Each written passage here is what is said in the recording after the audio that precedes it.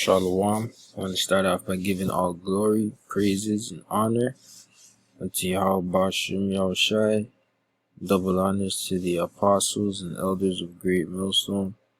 Salutations to the brothers of teaching this truth and sincerity. Shalom to the hopeful elect and the 1/3. Today's lesson is going to be another addition to Don't Fall Out Over Women. Alright, it's going to be some edification into this.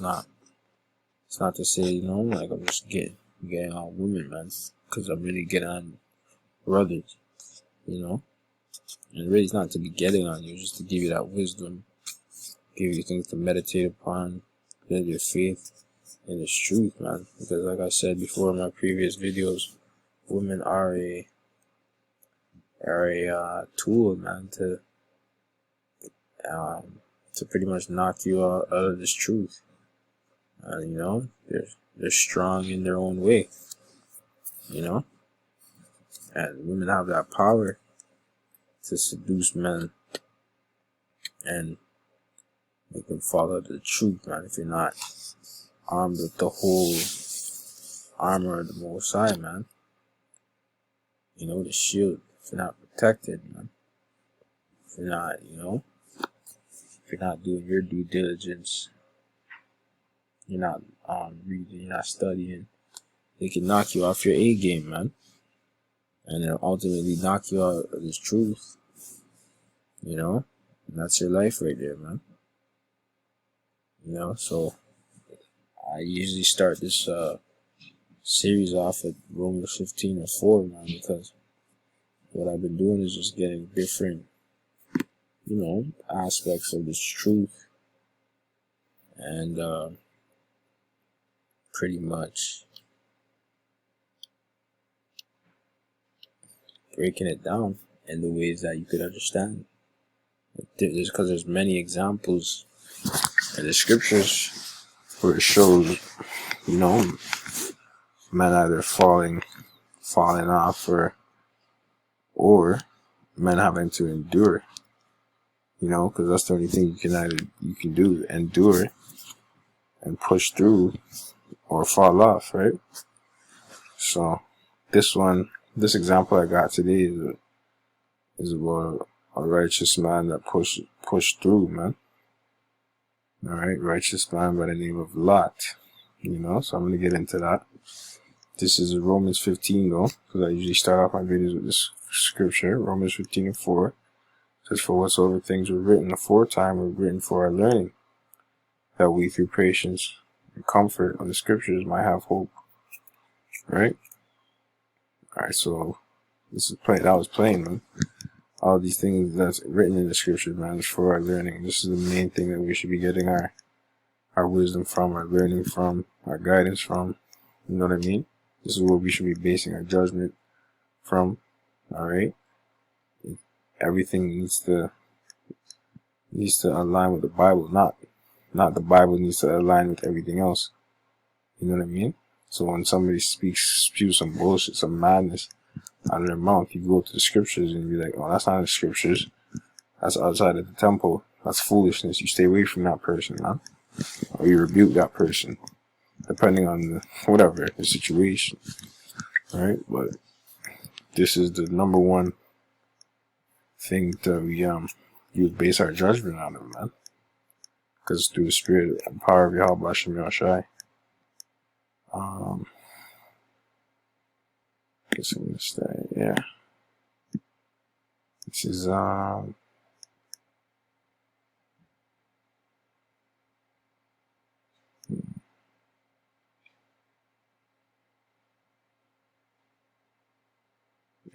Genesis 19:15 says, "And when the morning arose, then the angels hastened Lot, saying, Arise, take thy wife and thy 2 daughters, which are here, lest thou be consumed in the iniquity of the city."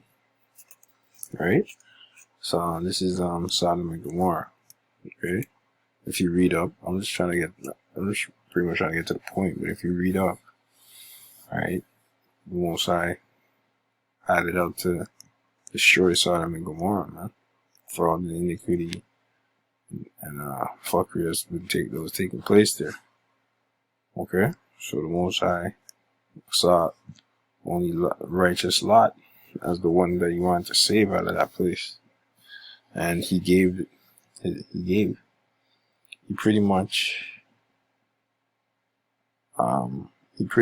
gave warning to Lot to save his family, right? Actually, I'll read up one scripture, right? To save his family. Some of his family did not want to, they mocked at him, you know what I mean? but righteous Lot, that's the mind, man. We gotta have the mind of Lot, man. You know what I mean? As men in this truth, we need to be meditating and be like, fuck it, man. I could lose you, motherfucker. And it is what it is. I got pushed through that shit. Genesis 19:14. And Lot went out, spake unto his sons-in-law, which married his daughters, and said, up, get you out of this place, for the Lord Yahweh will destroy this city. But he seemed as one that mocked unto his sons-in-law. Right? So they didn't take him serious. They're like, yo, you're chatting shit. That's what they pretty much said. Like, bro, you're chatting shit. Nothing not going. We're there all these years. You know what I mean? We're here all these years and blah, blah, blah. Nothing happened to us. So what the fuck I'm gonna leave now? So that's what they're saying in their mind. You know what I mean? But they got their warning, you know? And that goes for people on this side as well. Because we're giving that warning as well as men of the Lord in this truth. We're giving that warning. We're ringing that alarm when we go on the highways and byways. You know what I mean?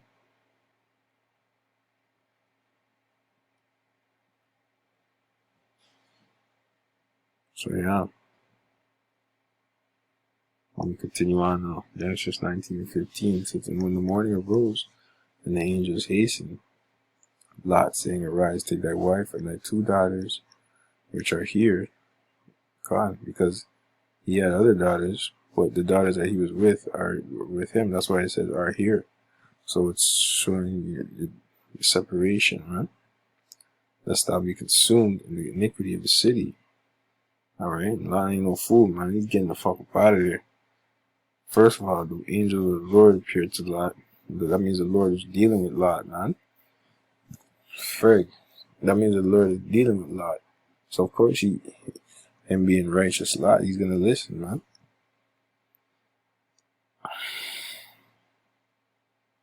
So, and while he lingered, the men laid hold upon his hand, upon the hand of his wife, and upon the hand of his 2 daughters, the Lord Yahweh being merciful unto him. And they brought him forth and set him without the city. And it came to pass when they had brought them forth abroad that he said, alright, let me tell you, these the men that were holding him were the angels. Alright, it says, escape for thy life. Look not behind thee, neither stay, though in all the plain. Escape to the mountain, lest thou be consumed. And Lot said unto them, O not so, my Lord. Alright, this is a key thing, man. Don't stay, don't look back. Alright, that's an order, man. That's a, you know what I mean? That's a fucking, don't do it, man. That's a rule that the Most High gave you, man. Don't do it, man. You have to follow that shit. That's an order. You know? It says, behold, now thy servant hath found grace in thy sight, and thou hast magnified thy mercy, which thou hast showed unto me, in saving my life. And I cannot escape to the mountain, lest some evil take me, and I die.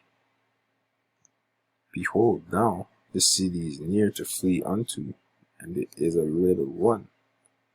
O let me escape thither. Is it not a little one, and my soul shall I live?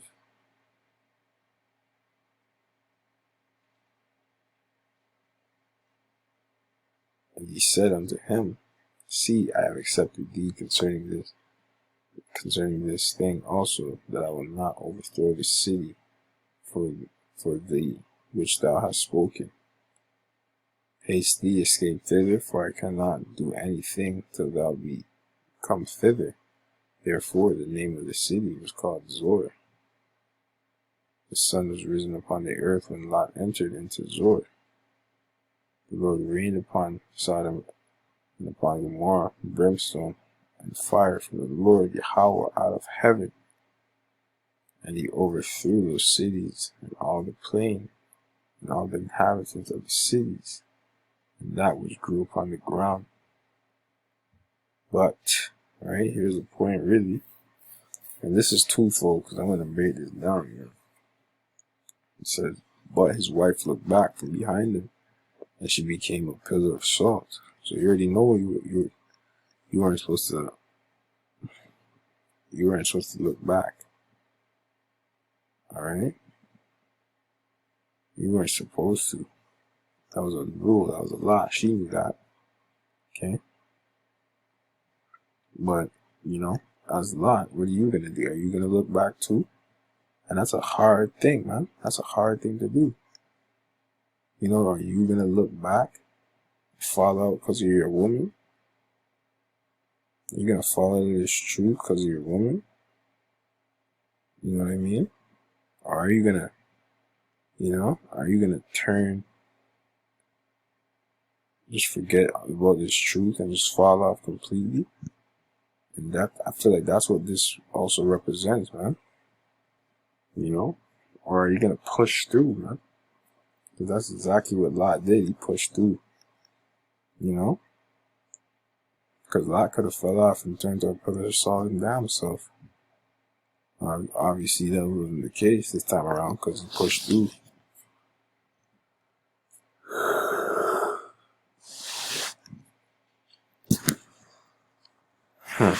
It says, and he looked toward Sodom and Gomorrah and toward all the land of the plain, and beheld, and lo, the smoke of the country went up as the smoke of a furnace. Alright? And that's what you have, man. That's what you have happen, man. You know what I mean? And that's what you're gonna have coming up now. Men falling out of this truth. Over women in this time frame. And they know what's gonna happen, or they heard the judgment, they heard what was gonna happen, yet they're going back into the world. You know what I mean? They couldn't, handle whatever, maybe they didn't pace themselves. You know what I mean? I don't know, man. The race not given to the swift. At the end of the day, man, you gotta just deal with the most I give to you, and don't. You know what I mean? Or be overright. It's a balance in this truth, man. Real shit. We're in hell, man. Do everything to the best of your ability. Don't be over righteous, man. Don't be under righteous, That's a balance that you gotta keep in your mind. But this place is gonna be destroyed, man. It don't make no sense to be on the losing side. Alright? This truth, man. At the end of the day, man, you were waking up to this. Don't fall out over no bitch, man. Alright? Don't fall out, period. I mean, stay strong, man. Stay strong, you know what I mean? Salakia. Obviously, pray for the brotherhood, pray for the brethren all throughout the four corners of the earth. Pray that the Most High wake up and seal the elect, man. So that way we can get the fuck up out of this place, man. This place can be destroyed, we can be in our kingdom, we can be living good the way the Most High intended us for. Because in this place, we can't live good, man. We're living in hell right now.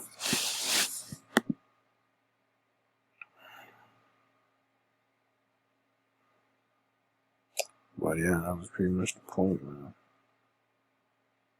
And with that, I'd like to say shalom. I hope you're edified.